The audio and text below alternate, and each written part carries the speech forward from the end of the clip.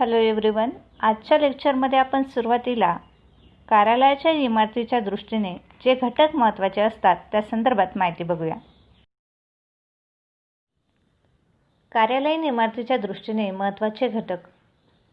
यामध्ये कार्यालयीन इमारतीवरती परिणाम करणाऱ्या घटकांमध्ये प्रथमतः जागेचा विचार केला जातो. म्हणजेच कार्यालयाकरता लागणाऱ्या जागेचा अंदाज घेऊन इमारत बांधली जाते. यामध्ये वेगवेगळ्या घटकांचा विचार करणे आवश्यक असते. म्हणजेच कार्यालयातील अधिकारी, कर्मचाऱ्यांची संख्या, दप्तर साठवण्याची जागा, फर्निचर, तसेच भविष्यकालीन गरज या सर्व गोष्टींचा विचार करून जे काही क्षेत्रफळ असेल ते निश्चित केले जाते आणि त्यानंतरच इमारत बांधली जाते. दुसरा घटक आहे वातावरण. इमारतीच्या आसपासचे वातावरण हे चांगल्या प्रकारचे असावे. म्हणजेच कर्मचारी कार्य करत असताना ते प्रसन्न बनून कार्य करतील अशा प्रकारचे वातावरण असावे. त्या ठिकाणी प्रकाश व्यवस्था, वायुजीवन तसेच कार्यालयात बाहेरची जी काही स्थिती असेल त्या स्थितीचा विचार करून इमारत बांधलेली असावी. म्हणजेच इमारतीच्या शेजारी जर गडबड गोंधळ असेल तर कर्मचाऱ्यांना त्या गोष्टीचा त्रास होऊन त्यांच्या कामाचा दर्जा हा खालावलेला असतो. त्यामुळे वातावरणाचा विचार करून इमारत बांधणे आवश्यक असते. सुरक्षितता. कार्यालयीन कामासाठी अनेक प्रकारची यंत्रे, उपकरणे, फर्निचर तसेच स्टेशनरीची गरज पडत असते. त्या व्यतिरिक्त संस्थेमध्ये जे काही कार्य केले जाते त्या कार्यासंदर्भात जे दस्तऐवज असतात ते दीर्घकाळासाठी सांभाळून ठेवावी लागतात. त्यामुळे या दस्तऐवजांचे तसेच वेगवेगळ्या उपकरणांचे संरक्षण करणे गरजेचे असते.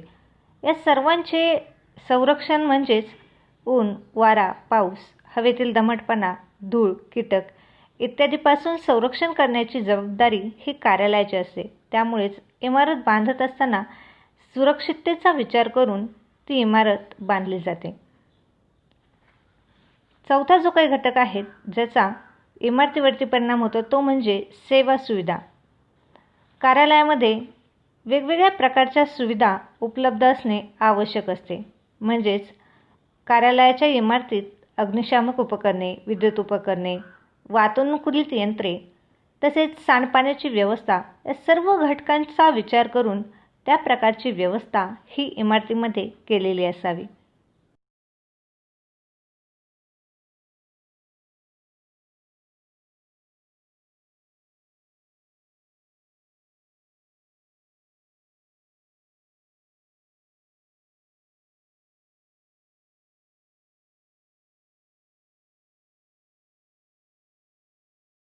भविष्यकालीन गरज.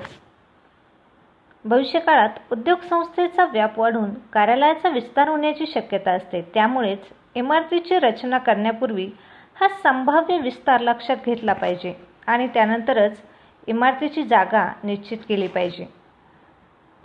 त्या व्यतिरिक्त संस्थेसाठी इमारत बांधत असताना इमारतीच्या बांधकामाचा विचार केला असावा. म्हणजेच ती इमारत मजबूत बांधावी आणि या रचनेचा खर्च कमीत कमी राहील याकडेही लक्ष देणे आवश्यक असते.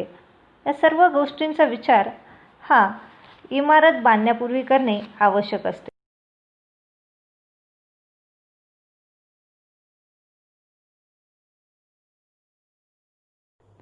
कार्यालयाच्या आदर्श इमारतीची तत्त्वे. आदर्श इमारतीमध्ये खालील तत्त्वांचा समावेश केलेला असतो. त्यामध्ये फर्स्ट, जे काही आपण इमारत बांधणार आहोत त्या इमारतीचा हेतू साधनसामग्री, दप्तर, मालमत्ता आणि कर्मचाऱ्यांचे संरक्षण करणे हा असावा. सेकंड, संस्थेसाठी जे आपण गुंतवणूक करणार आहोत म्हणजे इमारतीसाठी जो पैसा वापरला जाणार आहे तो कमीत कमी असावा.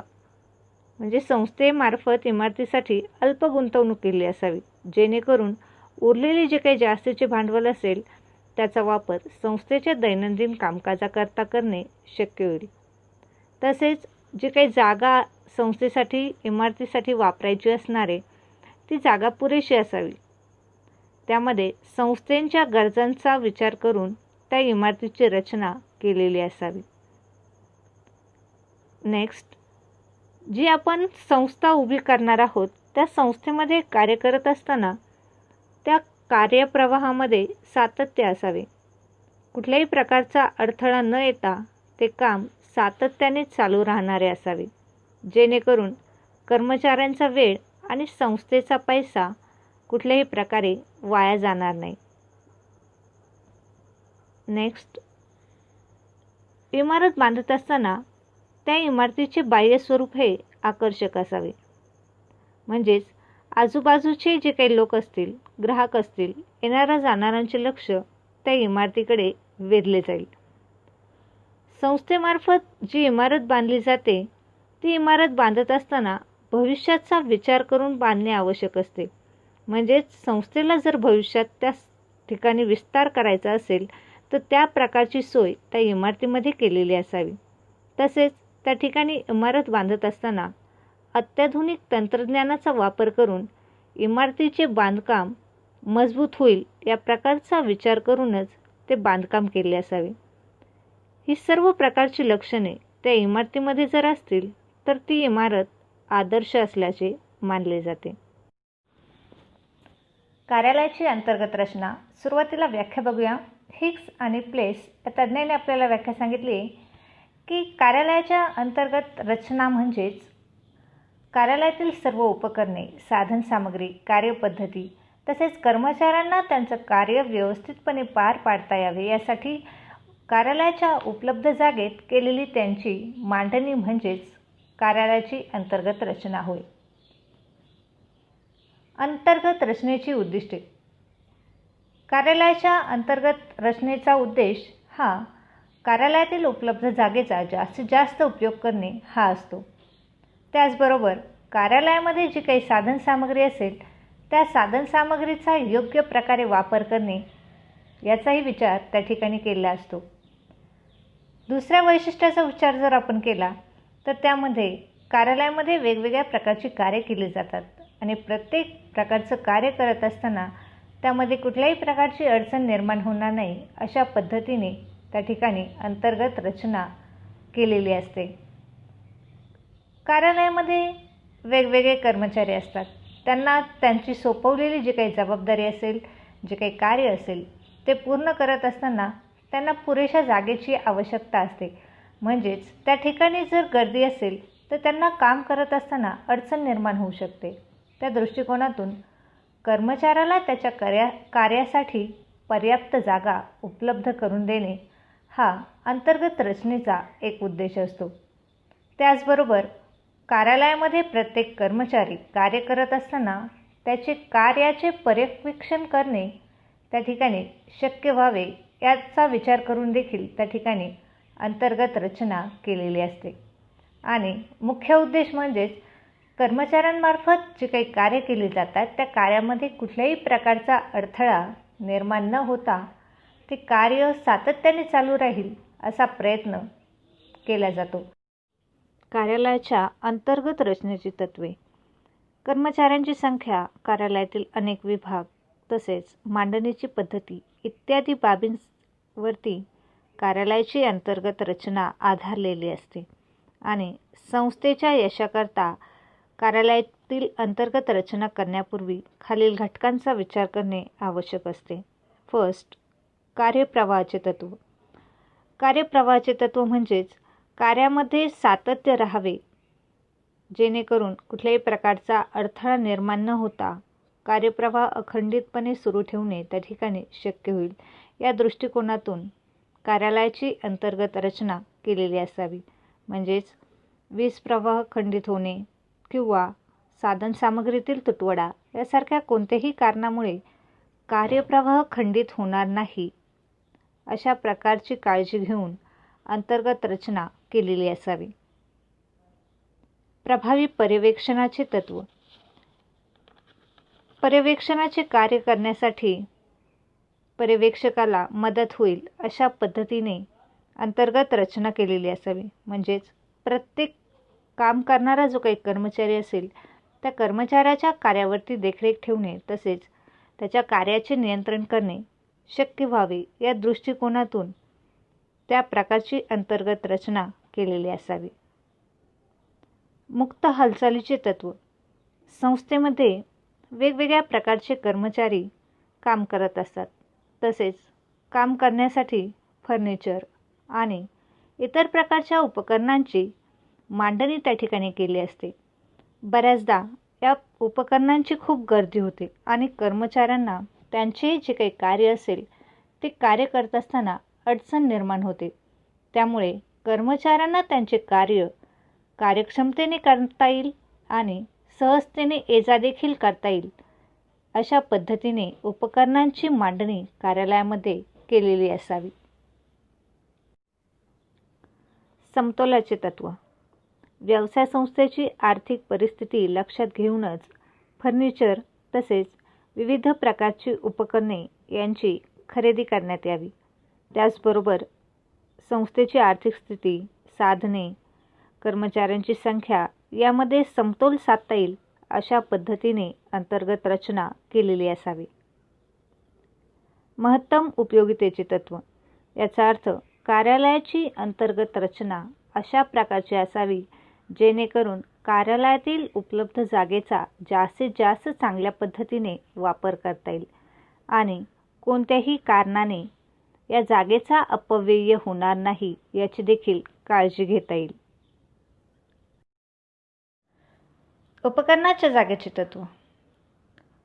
कार्यालयात वेगवेगळे कर्मचारी असतात आणि कार्यालयात या कर्मचाऱ्यांना कार्य करण्यासाठी उपकरणांची आवश्यकता असते.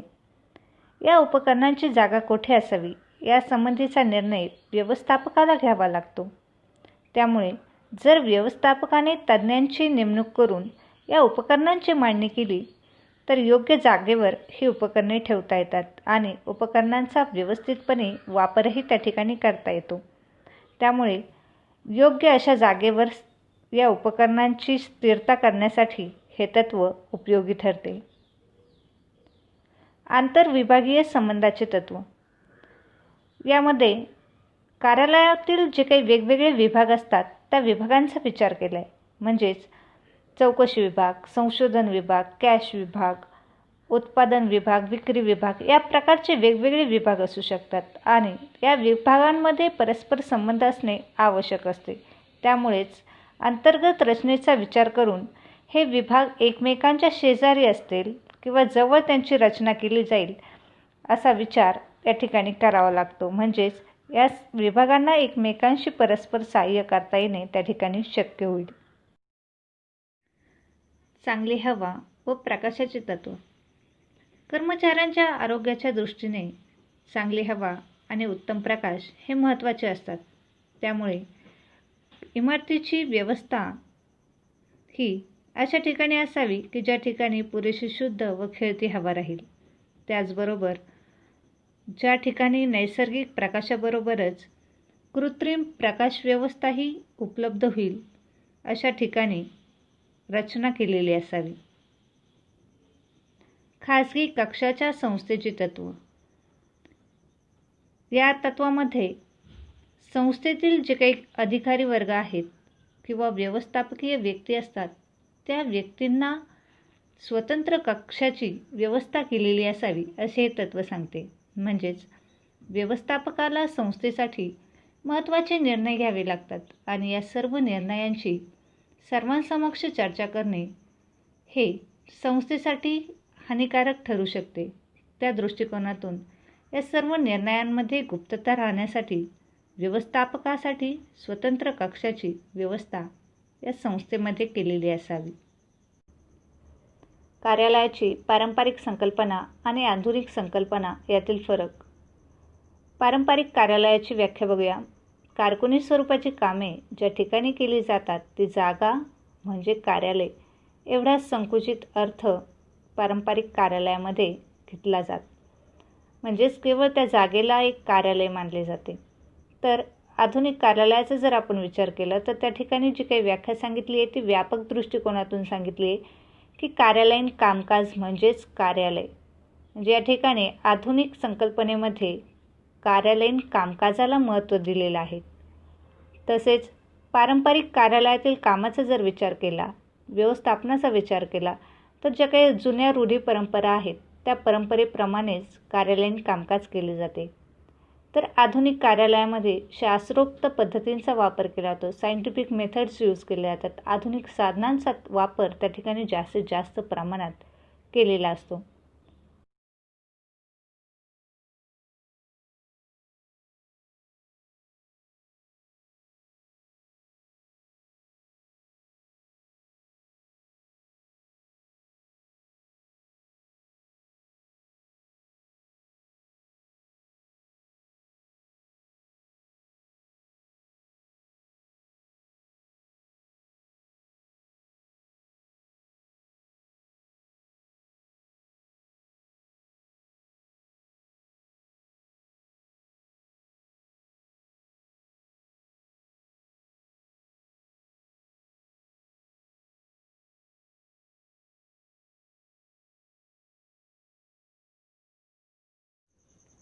पारंपरिक कार्यालयात सैद्धांतिक ज्ञान, निरीक्षण, प्रयोग, अनुभव या कोणत्याच गोष्टीला महत्त्व किंवा स्थान दिलेले नव्हते.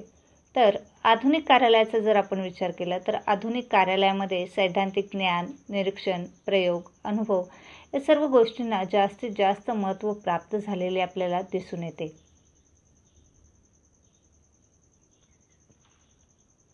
4. पारंपरिक कार्यालय हे फारसे आकर्षक नसते. म्हणजेच त्या ठिकाणी कुठल्याही प्रकारच्या आधुनिक साधनांचा वापर केलेला नसतो. त्याउलट जर आपण आधुनिक कार्यालयाचा विचार जर केला तर त्यामध्ये आपल्याला आकर्षक असलेले दिसून येते किंवा ते मनाला आकर्षित करणारे असते. त्या ठिकाणी आधुनिक साधनांचा जास्तीत जास्त वापर केला असतो. कॅलेंडर्स, चित्रे, तक्ते या प्रकारच्या घटकांचा त्या ठिकाणी जास्तीत जास्त वापर केला असतो. नेक्स्ट, पारंपरिक कार्यालयामध्ये जर कार्य करायचे असेल तर त्या कार्यालयामध्ये जाणं, त्या ठिकाणी जाऊन उपस्थित राहिल्यानंतरच आपण त्या प्रकारचं कार्य करू शकतो. तर आधुनिक कार्यालयामध्ये जे काही काम आहे ते काम करायचं असेल तर त्या कामाला महत्त्व दिले. व्यक्ती कोण, कुठून काम करतो या गोष्टीचा विचार त्या ठिकाणी केलेला नसतो. म्हणजेच व्यक्ती घर बसल्या देखील जे काही आपल्याला कार्य करायचं आहे ते कार्य करू शकतो.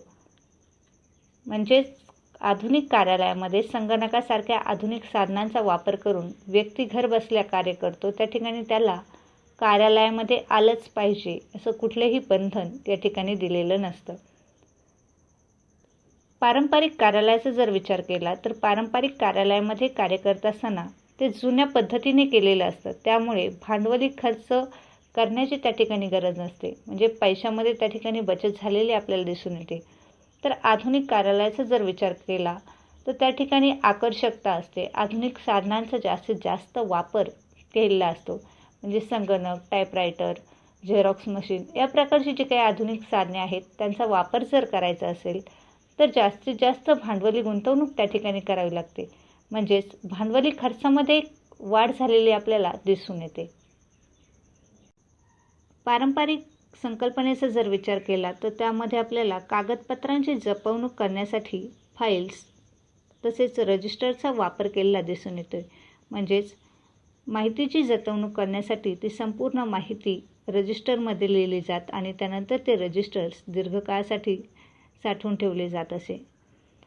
या ठिकाणी पारंपरिक संकल्पनेमध्ये आपल्याला कागदांचा जास्तीत जास्त प्रमाणात वापर केलेला दिसून येतोय. याउलट आधुनिक संकल्पनेचा जर विचार केला तर आधुनिक काळात माहिती साठवण्यासाठी संगणकाचा वापर केला जातो. संगणकाच्या साहाय्याने संपूर्ण माहिती साठवून ठेवली जाते आणि पाहिजे त्यावेळी ती मिळवणं शक्य होतं. या ठिकाणी आपल्याला पेपरलेस ऑफिस हे संकल्पनेत दिसून येते.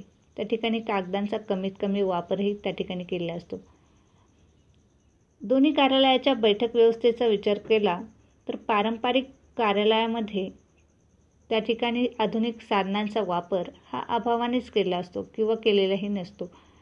तर आधुनिक संकल्पनेमध्ये बघितल्यानंतर आधुनिक कार्यालयाची ज्यावेळेस आपण बैठक व्यवस्था बघतो, अंतर्गत रचना बघतो, त्यावेळेस आपल्याला समजते की त्या ठिकाणी आधुनिक साधनांचा जास्तीत जास्त प्रमाणात वापर केलेला आहे आणि ती कार्यालय आकर्षक बनवण्याचा प्रयत्न त्या ठिकाणी केलेला असतो.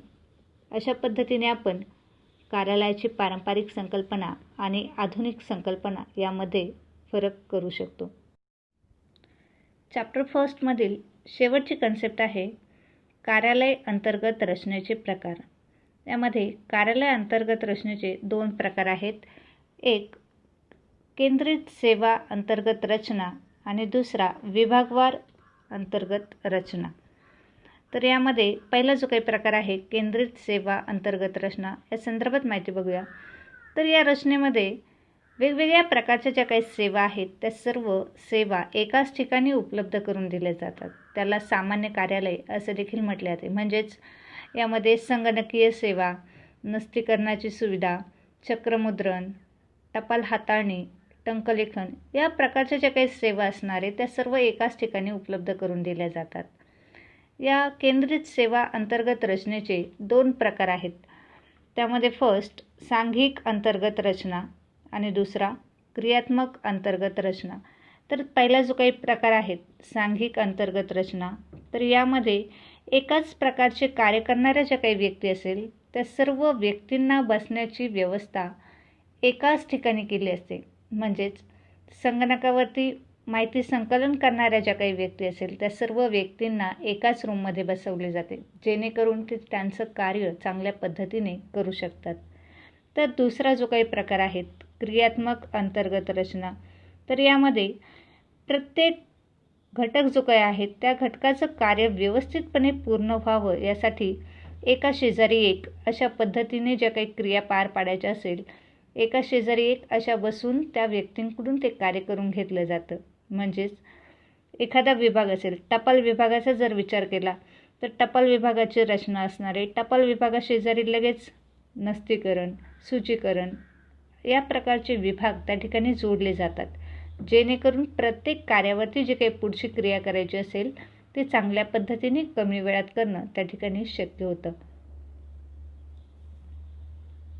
विभागवार अंतर्गत रचना, यामध्ये संस्थेमध्ये वेगवेगळे विभाग पाडले जातात आणि त्यांची अंतर्गत रचना करून प्रत्येक विभागाचं कार्य विना अडथळ्याचं पूर्ण होईल असा प्रयत्न त्या ठिकाणी केला जातो. यामध्ये उत्पादन विभाग, खरेदी विभाग, विक्री विभाग या प्रकारचे विभाग पाडले जातात आणि प्रत्येक विभागाच्या कार्याचा विचार करून तसेच त्या ठिकाणी कोणती कार्यपद्धती वापरणं आवश्यक आहेत या सर्व गोष्टींचा विचार करून त्या ठिकाणी त्या विभागाची अंतर्गत रचना केली जाते आणि प्रत्येक विभागाचं कार्य कमी वेळेत आणि चांगल्या पद्धतीने पूर्ण करण्याचा प्रयत्न त्या ठिकाणी केलेला असतो. थँक्यू.